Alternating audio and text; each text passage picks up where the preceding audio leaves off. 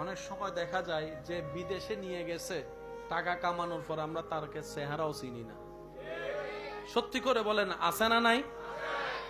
যে পড়ার জন্য 2টা বই দিছিল, গাইড ছিল না, যখন সে পড়ালেখা করে যখন একটু বড় টাকাওয়ালা হয়েছে, ওই ছোটবেলার বন্ধুকে আর পরিচয় দিতে চায় না। সেজন্য আল্লাহ তাআলা মানব জাতিকে কোরআনে নাশুকর বান্দা হিসেবে বলেছেন। তো সফল কারা?